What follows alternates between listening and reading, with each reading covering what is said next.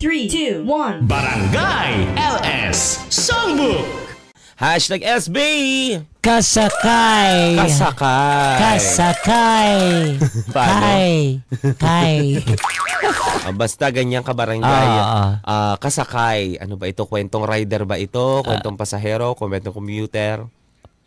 Pasahero. Pasahero. Passenger seat. Abangan nyo mga kabarangay kasi maganda itong kwento. Ay, sobra. Lagi naman, hindi naman nag-share si Jana Chucho ng Wale. Alam niyo Ay, oo naman.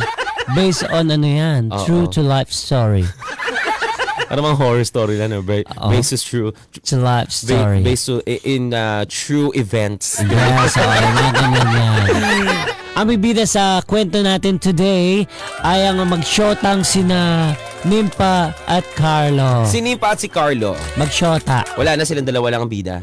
Sila, ay may kasama pa din pero supporting. Itawag na lang nating kuya o si Manong. Si Manong, wala siyang pangalan. Unknown. Naganap ang kwentong ito sa isang sasakyan habang tumatakbo. Sa may marathon? Rotunda. Tumatakbo yung sasakyan. Yes, it's running. The jeep is running. Okay. Papuntang Rotonda. Yes, Okay, tapos? Ito na isang napakainit na hapon ay nagdesisyon ang magjawang si Carlo at si Nimpa na pumunta ng mall. Okay. Sabi ni Carlo, sabi niya, Hahan, sabi niya, it's so hot. Hahan? Hahan, it's so hot. So hot. Sabi niya, let's go. Kapampangan ba yan? Medyo si Carlo. Yun ang pagkasabi niya. Okay. Sige. Sabi niya, Hahan, it's so hot. Let's go to the mall. Sabi niya kasi libre doon ng lamig. Yes, totoo naman yun. Tapos sabi niya, sumagot naman si Nimpa. Sabi niya, right away? What? Sabi niya, sabi niya, mga call center agent ba sila? Parang feeling ko, parang sila yung mga am-am. Am-girl, am-boy. Tapos sumagot naman, sabi, sige ganito, mag-bis ka na. Sabi niya, uwi ako sa bahay, mag-bis. Hubad sila? Kailangan mag-bis? Hindi. Nakapambahay sila. Punta sa mall. Okay. Ano ba naman yun? Uy, ginagawa namin yan nung tagal pa ako sa yung bahay namin malapit sa mall. Pupunta ka sa malapang bahay? Ka-boxer shorts. Uy, grabe naman. Ito magbibihis. Bibili ka lang naman ng toyo sa supermarket. Grabe na extension ng kwarto nyo. Sa'yo na nga, sa sinundo na ni Carlos si Nimpa sa kanilang bahay at akala ko magkasama sila sa bahay. Hindi, umuwi nga si Carlo, di ba? Magbibihis din siya. Okay. Magjowa pa lang kasama na ba yun? May mga kilala ako magjowa pero magkasama din agad. Pero hindi nila story to, friend. Sige. At eto na nga, so paglabas nila, nag-abang ng sasakyan, sumakay sila sa jeep ngayon. So habang the jeep is running, Teka, call center ka din ba, friend? pwede naman yung Taglish. Sige. Tapos nakita ni Nimpa na parang may lalaking nakatitig sa kanya. Ay, so at first, sa jeep, sa loob ng jeep? Sa jeep, oo. Okay.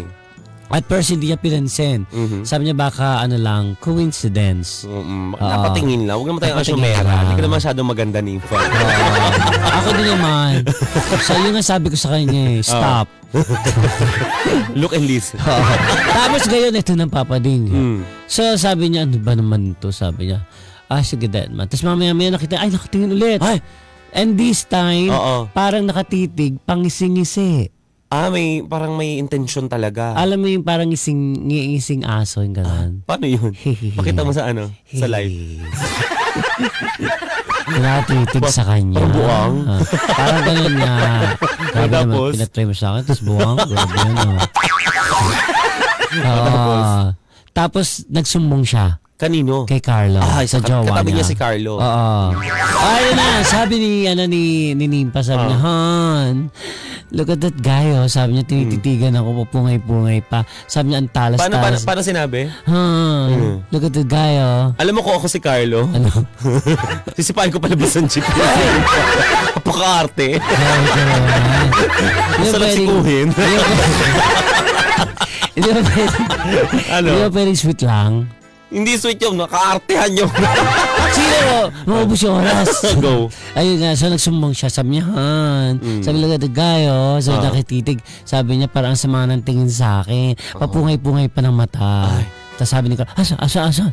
Sabi ni Carlo. Parang si Carlo yung dapat pag ginalaan. Tapos? Sana nakaano lang. Natira. Kasi ano na.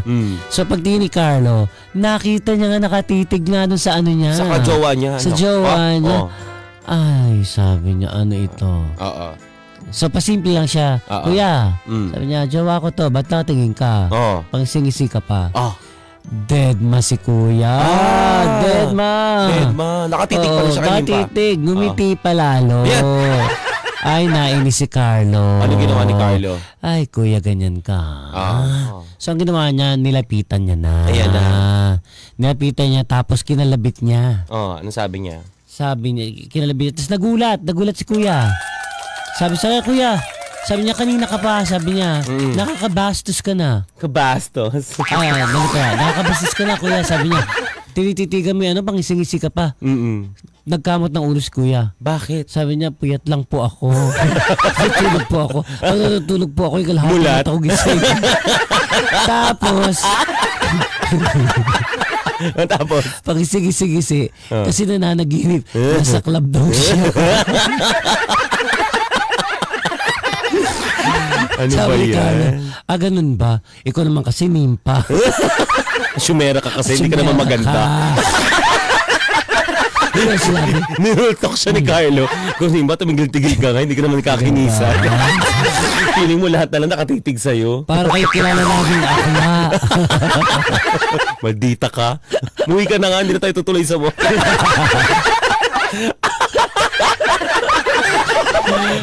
Ang inspiration po nito ay ang ating ang ating mga bayaning puyat.